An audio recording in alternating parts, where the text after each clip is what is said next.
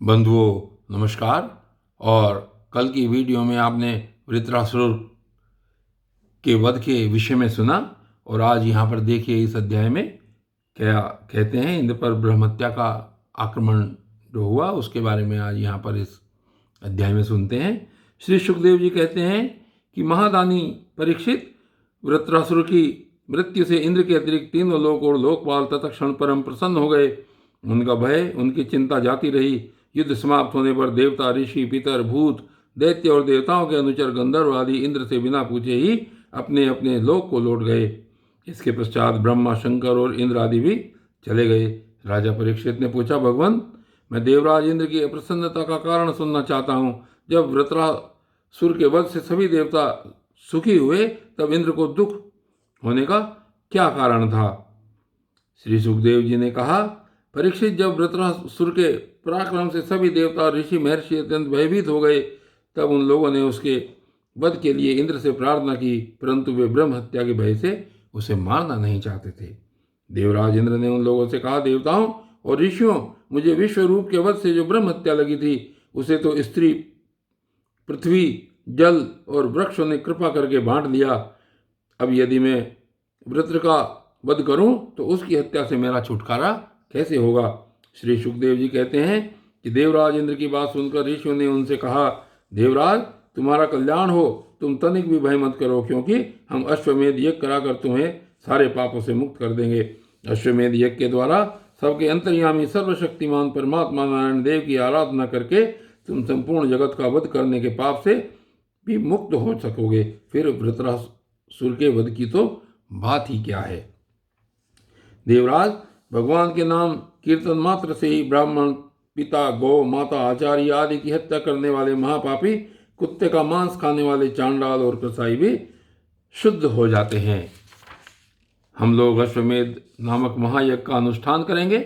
उसके द्वारा श्रद्धापूर्वक भगवान की आराधना करके तुम ब्रह्मा पर्यंत समस्त चराचर जगत की हत्या के भी पाप से लिप्त नहीं होगे। फिर इस दुष्ट को दंड देने के पाप से छूटने की तो बात ही क्या है। श्री सुखदेव जी कहते हैं, परीक्षित, इस प्रकार ब्राह्मणों की प्रेरणा प्राप्त करके देवराज इंद्र ने वृत्रासुर का वध किया था। अब उसके मारे जाने पर ब्रह्महत्या इंद्र के पास आई। उसके कारण इंद्र को बड़ा क्लेश, बड़ी जलन सहनी पड़ी। उन्हें एक क्षण के लिए भी चैन नहीं पड़ता था। सच है, जब किसी संकोची सज्जन पर कलंक लग जाता है, तब उसके धैर्य आदि गुण भी उसे सुखी नहीं कर पाते। देवराज इंद्र ने देखा कि ब्रह्महत्या साक्षात चांडाली के समान उनके पीछे पीछे दौड़ी आ रही है। बुढ़ापे के कारण उसके सारे अंग कांप रहे हैं और क्षय रोग उसे सता रहा है। उसके सारे वस्त्र खून से लथपथ हो रहे हैं। वह अपने सफ़ेद सफ़ेद बालों को बिखेरे ठहर जा इस प्रकार चिल्लाती आ रही है। उसके श्वास के साथ मछली की सी दुर्गंध आ रही है, जिसके कारण मार्ग भी दूषित होता जा रहा है। राजन, देवराज इंद्र उसके भय से दिशाओं और आकाश में भागते फिरे। अंत में कहीं भी शरण न मिलने के कारण उन्होंने पूर्व और उत्तर के कोनों में स्थित मानसरोवर में शीघ्रता से प्रवेश किया। देवराज इंद्र मानसरोवर के कमल नाल के तंतुओं में 1000 वर्ष तक छिपकर निवास करते रहे और सोचते रहे कि ब्रह्महत्या से मेरा छुटकारा कैसे होगा।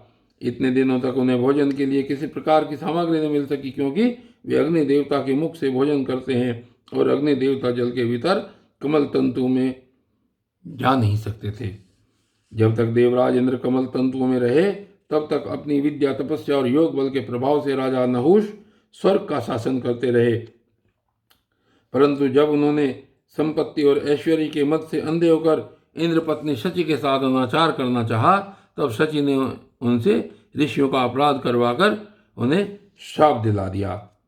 और इसके बाद वो क्या बन गए? जब उन्हें श्राप दिलवा दिया तो वे सांप हो गए, उससे सांप बन गए। तदनंतर जब सत्य के परम पोषक भगवान का ध्यान करने से इंद्र के पाप नष्ट प्राय हो गए, तब ब्राह्मणों के बुलवाने पर वे पुनः स्वर्ग लोक में गए। कमलवन विहारिणी विष्णु पत्नी लक्ष्मी जी इंद्र की रक्षा कर रही थी और पूर्वोत्तर दिशा के अधिपति रुद्र ने पाप को पहले ही निस्तेज कर दिया था, जिससे वह इंद्र पर आक्रमण नहीं कर सका। परीक्षित, इंद्र के स्वर्ग में आ जाने पर ब्रह्म ऋषियों ने वहां आकर भगवान की आराधना के लिए इंद्र को अश्वमेध यज्ञ की दीक्षा दी। उनसे अश्वमेध यज्ञ करवाया। जब वेदवादी ऋषियों ने उनसे अश्वमेध यज्ञ कराया तब देवराज इंद्र ने उस यज्ञ के द्वारा सर्वदेव स्वरूप पुरुषोत्तम भगवान की आराधना की।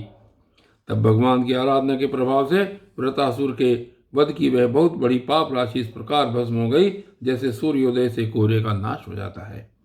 जब मरीचि आदि मुनीश्वरों ने उनसे विधि पूर्वक अश्वमेध यज्ञ कराया तब उसके द्वारा सनातन पुरुष यज्ञपति भगवान की आराधना करके इंद्र सब पापों से छूट गए और पूर्ववत फिर पूजनीय हो गए। परीक्षित, इस श्रेष्ठ आख्यान में इंद्र की विजय, उनकी पापों से मुक्ति और भगवान के प्यारे भक्त वृत्रासुर का वर्णन हुआ है। इसमें तीर्थ बनाने वाले भगवान के अनुग्रह आदि गुणों का संकीर्तन है। यह सारे पापों को धो बहाता है और भक्ति को बढ़ाता है। बुद्धिमान पुरुषों को चाहिए कि वे इस इंद्र संबंधी आख्यान को सदा सर्वदा पढ़ें और सुने। विशेषतः पर्वों के अवसर पर तो अवश्य ही इसका सेवन करें। यह धन और यश को बढ़ाता है, सारे पापों से छुड़ाता है, शत्रु पर विजय प्राप्त कराता है तथा आयु और मंगल की अभिवृद्धि करता है।